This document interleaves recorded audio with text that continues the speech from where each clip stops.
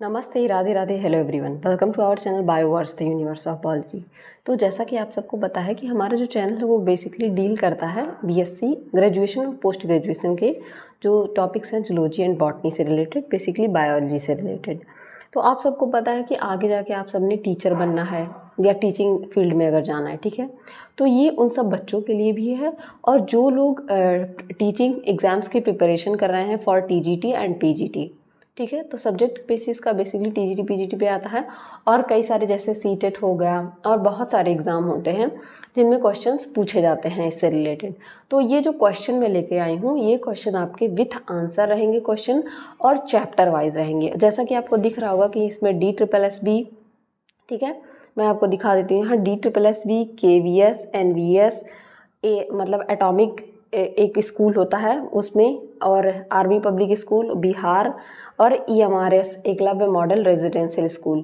इन सारे एग्ज़ाम्स में जो टॉपिक मैं आपको अभी टॉपिक भी दिखाऊंगी उससे रिलेटेड क्वेश्चन पूछे गए हैं और ये आपके NCERT साइंस से बेस्ड है, ठीक है। इसमें आपके बायोलॉजी के क्वेश्चन हैं और ये आपका देख सकते हैं कि ये जो पब्लिशर्स हैं इस बुक के, ये भी मैं आपको दिखा दूं ताकि एक ऑथेंटिक रिसोर्स से मैं पढ़ाऊँ, ऐसा नहीं बताऊं कि जो कुछ भी क्वेश्चन उठा ले। तो ये सारे के सारे आपके एग्जाम से पूछे गए हैं। अब चैप्टर वाइज मैं आपको बता दूं जिन चैप्टर से हम इनमें डील करेंगे वो पहला ही चैप्टर आपका आप सबने देखा होगा वहाँ पे NCERT बेस्ड लिखा था, दैट मीन्स NCERT से रिलेटेड है। तो सेल आपका चैप्टर NCERT में है। अब इससे रिलेटेड सारे क्वेश्चन जैसे सेल थियरी से ribosome, cell wall membrane, cell wall, Golgi apparatus, इन सब से रिलेटेड क्वेश्चन आपके पूछे जाएंगे। देन दूसरा यूनिट आपका होगा टिश्यू से रिलेटेड और इसमें भी इन्होंने टॉपिक सब टॉपिक वाइज रिलेटेड करके दिया। जैसे मेरिस्टेमेटिक टिश्यू से क्या क्वेश्चन पूछे गए, परमानेंट टिश्यू से क्या क्वेश्चन पूछे गए हैं, ठीक है, टिश्यू से रिलेटेड। देन हम लाइफ प्रोसेस से रिलेटेड क्वेश्चन करेंगे। व्हाट लाइफ प्रोसेस क्या होता है, न्यूट्रिशन क्या होता है, फोटोसिंथेसिस, रेस्पायरेशन, बेसिकली इसमें आपकी प्लांट फिजियोलॉजी भी आ जा रही है, ठीक है। ये सारे पार्ट आपके किसके हैं, प्लांट फिजियोलॉजी के हैं, ठीक है। इसके क्वेश्चन हम करेंगे, ठीक है। फिर अगर हम आगे मूव करते हैं तो हम कंट्रोल एंड कोऑर्डिनेशन, अब यहाँ देख सकते हैं ह्यूमन का respiratory system, transportation in human beings and animals, basically physiology आ गया इनमें। कंट्रोल एंड कोऑर्डिनेशन में आपके हार्मोन सिस्टम और नर्वस सिस्टम आ गया, ठीक है, ये दोनों आ जाएंगे। आपका ब्रेन के बारे में आप पढ़ेंगे।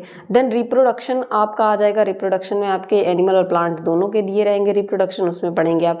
और इसमें देखिए MTP, सेक्सुअली ट्रांसमिटेड डिजीज, यानी कि आपका जो ह्यूमन हेल्थ वाला चैप्टर है वो भी आ जाएगा।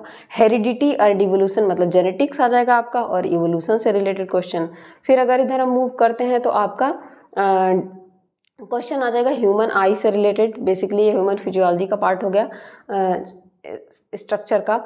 डाइवर्सिटी ऑफ लिविंग ऑर्गेनिज्म, जिसमें आप क्लासिफिकेशन एनिमल का, प्लांट का, सबका पढ़ेंगे। इवोल्यूशन का classification. Why do fall ill, हमें डिजीज़ क्यों होता है, हम बीमार क्यों होते हैं, इसके बारे में। हमारा इन्वायरमेंट, बेसिकली हम इकोलॉजी के बारे में पढ़ेंगे। इन्होंने नाम थोड़ा सा चेंज कर दिया है, इसमें आप इकोसिस्टम, वेस्ट प्रोडक्शन और उनके सोल्यूशन, इन सब के बारे में, global warming, greenhouse effect.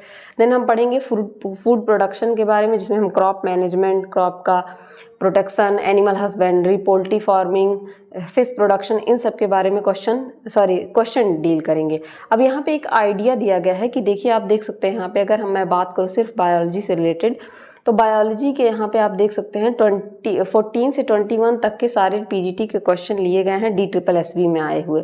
5 exam हुए हैं, 840 क्वेश्चन है, ठीक है। KVS अगर TGT साइंस की बात की जाए तो 2022 का यहाँ पे लिया गया है, ठीक है। उसी तरीके से KVS PGT 18 और 23 में जो पेपर हुए थे उसका है यहाँ पे, ठीक है। KVS PGT का बायोलॉजी 2022 में जो पेपर हुआ है उसके क्वेश्चंस हैं यहाँ पे, ठीक है। तो इसी तरीके से इन्होंने क्वेश्चन का पैटर्न भी दिया है और यहाँ पे बताया है कि किस तरीके से क्वेश्चन का जो रेंज है कि किस में कितना क्वेश्चन पूछे गए हैं। जैसे हेरिडिटी एंड इवोल्यूशन से 190, ह्यूमन आई से 27, डाइवर्सिटी से 295 क्वेश्चन, डिजीज से 146 क्वेश्चन, ठीक है, रिप्रोडक्शन से 195। इस तरीके से क्वेश्चन इन्होंने क्राइटेरिया पूरा बताया है। अब हम पहले चैप्टर यानी कि जो आपका सेल वाला चैप्टर है उससे स्टार्ट करेंगे, किस तरीके से क्वेश्चन पूछा गया है। अब इन चीज़ों को पूरा बताने का मेरा मतलब ये था कि आपको पता रहे कि जो हम चीज़ें पढ़ने वाले हैं वो क्या क्या चीज़ें होने वाली हैं जिससे क्वेश्चन हम करेंगे, ठीक है। तो चलिए पहले क्वेश्चन से हम स्टार्ट करते हैं। पहला क्वेश्चन वो आपका पूछा गया है, व्हाट इज़ द सेल, मतलब सेल से ही आपका सेल से क्वेश्चन पूछा गया है। क्वेश्चन है आपका कि इसमें जो है आपका the length of the cell is decided by various factor, which of the following option is not correct for the same. आप सबको पता है कि जो सेल की लेंथ होती है उसको डिसाइड करने वाले कई सारे फैक्टर होते हैं, तो इनमें से कौन सा फैक्टर है जो ये बात को डिसाइड नहीं करता है? टेम्परेचर, ठीक है, फूड, ऑक्सीजन और स्टोरेज। तो वो आपका हो जाएगा स्टोरेज कैपेसिटी। अब इसका हम आंसर भी देख लेते हैं, क्योंकि क्या होता है, storage capacity is not directly related to determining the length of the cell cycle, ठीक है, length of cell cycle determine करने में इसका रोल नहीं होता है। क्यों? Factors like temperature, food availability और ऑक्सीजन सप्लाई ये इन्फ्लुएंस करते हैं सेल जब उसका साइकिलिंग और प्रोसेस होता है। स्टोरेज कैपेसिटी में impact nutrient availability but does not directly regulate cell timing. ये न्यूट्रिएंट की अवेलेबिलिटी के लिए तो रिस्पॉन्सिबल है, लेकिन उसका सेल का जो है लेंथ नहीं डिसाइड करता है। उसके बाद क्वेश्चन आपका पूछा गया है कि फिजिकल बेसिस ऑफ लाइफ क्या है, ठीक है, इसमें से पूछा गया फिजिकल बेसिस ऑफ लाइफ क्या है। तो सेल की फिजिकल बेसिस है उसका प्रोटोप्लाज्म। क्यों होता है? तो प्रोटोप्लाज्म जो है ये लिविंग सबस्टांस होता है सेल में, ठीक है, और इसमें वेरियस सेल ऑर्गेनेल्स और मॉलिक्यूल्स जो कि लाइफ प्रोसेस के लिए एसेंशियल होते हैं पाए जाते हैं। और जो प्रोटोप्लाज्म होता है वो रिस्पॉन्सिबल होता है मेटाबॉलिक एक्टिविटीज़ के लिए और सेलुलर फंक्शन को मेंटेन करने के लिए, ठीक है।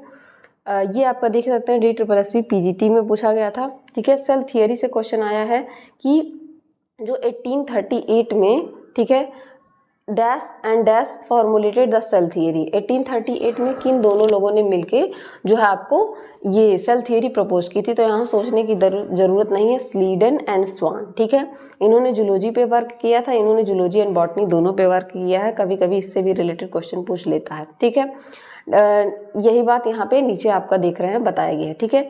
Micellar theory was given by, ठीक है, इसमें से पूछा गया है कि जो माइसेलर थियरी थी वो किसने दिया था? तो आपका करेक्ट आंसर हो जाएगा फर्नांडिस मोरन, ठीक है, फर्नांडिस मोरन ने ये थियरी दी थी। नेक्स्ट क्वेश्चन आपका क्या है कि इसमें से करेक्ट आंसर क्या है आपका, ठीक है, विच of the following is correctly matched. तो इसमें से अगर आपको एक ट्रिक होती है एलिमिनेशन मेथड की। एलिमिनेशन मेथड क्या होता है कि अगर आप एक को मैच कर लें जो आपको आता है, ठीक है, और बाकी के जो बचे हुए हैं अगर उसमें से एक मिल गया तो आप कर लेंगे। जैसे मान लीजिए मुझे स्लीडन एंड स्वान का आता है कि इन्होंने सेल थ्योरी दी थी, तो अब मैं खोजूंगी कि सी का फोर्थ कहाँ पे दिया गया है। तो इस पूरे ऑप्शन में अगर देखेंगे तो सी का फोर्थ केवल यहीं पे दिया गया है, दैट मीन्स यही ऑप्शन सही है, ठीक है, और यही ऑप्शन सही भी होगा। अब मैं ये नहीं कह रही हूँ कि हर जगह ये ट्रिक काम करेगी, लेकिन जहाँ काम करेगी वहाँ आप अप्लाई करके तुरंत से क्वेश्चन कर सकते हैं, आपका टाइम भी बचेगा और चीज़ें आपके लिए इजी हो जाएंगी, ठीक है। तो यहाँ पे स्लीडन एंड स्वान ने सेल थियरी को प्रपोज किया था। अब यहाँ से सारे आंसर आपको पता चल जाएंगे। रॉबर्ट हुक ने क्या दिया था? डिस्कवर्ड सेल को डिस्कवर किया था, ये भी बात आपको पता थी। लेकिन यहाँ पे देखिए ये दो चीज़ें मैच हो रही थी। मैंने एक ऐसा ऑप्शन चुना जो कि केवल एक ही ऑप्शन में था, जो कि आपका था सी का फोर्थ, और करेक्ट आंसर आपका यही होगा, ठीक है। यहाँ पे एक क्वेश्चन पूछा गया, असर्शन एंड रीजन, मतलब कथन दिया गया और उसका कारण दिया गया, दोनों को क्या करना है? मैच करना है आपको। क्वेश्चन पूछा गया है कि triglycerides are non polar which means there is no uneven distribution charge with in the molecules. Triglyceride non polar होते हैं। नॉन पोलर मतलब प्लस एंड माइनस दोनों पाए जाते हैं, ठीक है। सॉरी, नॉन पोलर होते हैं, प्लस माइनस नहीं पाए जाते हैं। There is no uneven distribution of charge, और इनमें कोई अनइवन डिस्ट्रीब्यूशन चार्ज का नहीं होता है, ठीक है। They form hydrogen bond with water molecule and are hydrophilic, ठीक है। तो इसका क्या हो जाएगा कि ए जो है वो करेक्ट बोला है, सी आंसर हो जाएगा। ए को ये तो करेक्ट कह रहा है कि वो जो अगर नॉन पोलर नहीं होंगे तो अनइवन डिस्ट्रीब्यूशन क्यों पाया जाएगा उनमें, ठीक है। तो उनमें अनइवन मतलब विषम, एक प्लस एक माइनस, एक प्लस एक माइनस, ऐसा नहीं पाया जाएगा क्योंकि वो नॉन पोलर है। नॉन पोलर का मतलब प्लस माइनस नहीं पाया जा रहा है, या तो प्लस प्लस पाया जा रहा है तो माइनस माइनस, ठीक है। तो ये बात हो गई। लेकिन आर कह रहा है कि they form hydrogen bond with water molecules and are hydrophilic. गलत, ट्राइग्लिसराइड्स कभी हाइड्रोफिलिक नहीं हो सकते, ये हाइड्रोफोबिक होते हैं, ठीक है। यहाँ पे आपका आंसर भी दिया गया है, the triglyceride indeed non polar molecules meaning they have uniform distribution charge, ठीक है, मेकिंग देम हाइड्रोफोबिक, इनको हाइड्रोफोबिक बना देता है, हाइड्रोफिलिक नहीं बनाता है। They can not form hydrogen bond with water due to non polar nature contrary to what the reason suggest, ठीक है। तो therefore they do not mix well with water, इसी वजह से ये मिक्स नहीं होते हैं। आपके ट्राइग्लिसराइड्स क्या होते हैं? वो आपके फैट होते हैं, ठीक है। तो वो क्या होते हैं? वाटर सॉल्युबल नहीं होते, वाटर हीटर होते हैं, ठीक है। नेक्स्ट क्वेश्चन पूछा गया कि which one of the following is the lipid which one of the following lipid is not found in the plasma membrane. कई सारे लिपिड का नाम दिया गया, कौन सा प्लाज्मा मेम्ब्रेन में नहीं पाया जाता। तो आप सब ने फॉस्फोग्लिसराइड, स्फिंगोलिपिड और कोलेस्ट्रॉल का नाम तो हमेशा से सुना है। इसमें फाइटेनिक एसिड एक ऐसा नाम है कि जो हमने कभी सुना नहीं है। एक जनरल प्रोसेस की मैं बात करूँ, एक जनरल सेंस की बात करूँ तो ये नहीं पाया जाता है। तो ये ऑप्शन आपका सही हो जाएगा और यही सही ऑप्शन भी है क्योंकि ये नहीं पाया जाता है। ठीक है, अब यहाँ पे इसका रीजन भी दिया गया कि फॉस्फोलिपिड, कोलेस्ट्रॉल, ग्लाइकोलिपिड्स ये प्लाज्मा मेम्ब्रेन में पाए जाते हैं। Sphingolipids are found in nerve cell membrane but the phytanic acid does not found in any membrane, it is direct poison to mitochondria. ये माइटोकॉन्ड्रिया के लिए डायरेक्ट पॉइजन है। Cholesterol के बारे में बताया गया कि वैक्सी होता है, फैट लाइक सब्सटेंस है, प्रोड्यूस लीवर के द्वारा प्रोड्यूस होता है। अब यहाँ से आपके कई सारी बातें क्लियर हो जाएंगी। कोलेस्ट्रॉल के बारे में आपको पता जाएगा।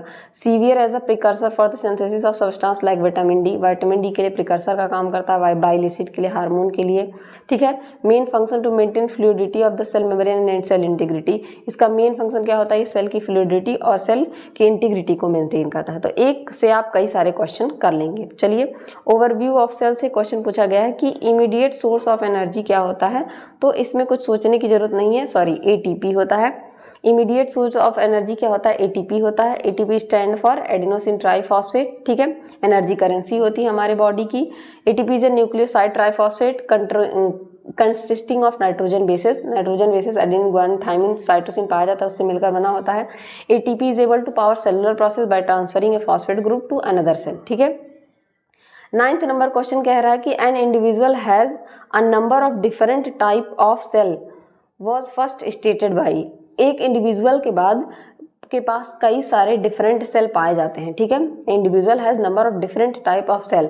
ये बात किसने कही थी? तो ये बात कही थी आपके ड्यूट्रोचैट ने। ठीक है, ड्यूट्रोचैट ने ये बात कही थी कि एक इंडिविजुअल के पास कई सारे डिफरेंट टाइप के सेल पाए जाते हैं। Dutrochet give the concept of cell theory and linkage between the plant and animal cell. He propose that cell was not just a structural but also physiological unit. ये सिर्फ structural unit नहीं है, physiological unit है, functional unit है। ठीक है, next question आपका पूछा गया है, match the cell organelles in the column with their function in column. ठीक है, सेल ऑर्गेनेल को मैच करना है उसके कॉलम से। तो जैसा कि मैंने पहले भी कहा था, तो यहाँ पे आप देख सकते हैं। चलिए हम माइटोकॉन्ड्रिया को लेते हैं। Power house of the cell होता है और स्टोर और रिलीज करता है एनर्जी को। चलिए देखते हैं बी का फर्स्ट 2 ऑप्शन में दिया गया है। ठीक है, बी का फर्स्ट 2 ऑप्शन में दिया गया है। अब हम लोग राइबोसोम देख लें तो राइबोसोम क्या करता है? प्रोटीन सिंथेसिस में हेल्प करता है। अब राइबोसोम का 4th यानी कि डी का 4th, तो बी का फर्स्ट और डी का 4th आपका सेकंड ऑप्शन सही हो जाएगा। बी का फर्स्ट एंड डी का 4th। अब मैं यहाँ अगेन आपसे ये नहीं कहूँगी कि आप पूरे मत पढ़िए, लेकिन आप एक ट्रिक अप्लाई कर सकते हैं इस क्वेश्चन को देखने के लिए। ठीक है, तो यहाँ पे आपका क्या हो जाएगा? राइबोसोम और एक का फिर पूरा आप मैच कर लेंगे। अब आप यहाँ पे अगर देखेंगे तो जो मैंने आंसर बताया वो बिल्कुल सही है, सेकंड ऑप्शन सही है। लाइसोसोम डाइजेस्टिंग बैग होता है, फाइट करता है बैक्टीरिया से। माइटोकॉन्ड्रिया आपके power house of the cell होते हैं। सेल वॉल की बात करें तो प्रोवाइड करते हैं प्रोटेक्शन, रिजिडिटी सेल को, जो कि आपके एनिमल सेल में नहीं पाया जाता है। राइबोसोम हेल्प करता है प्रोटीन सिंथेसिस में। वैक्यूल स्टोर करते हैं न्यूट्रिएंट एंड पार्टिकल को। ठीक है, तो इतने क्वेश्चन मैं अभी आपको करा रही हूँ। आप सब कमेंट सेक्शन में बताइएगा कि ये क्वेश्चन की सीरीज आपको कैसी लग रही है। अगर कमेंट सेक्शन में आप बताएंगे तो मैं अगेन इसको कंटिन्यू करूँगी कि आप इसको सॉल्व करिए। तब तक के लिए पढ़ते रहिए, बढ़ते रहिए। Thank you everyone.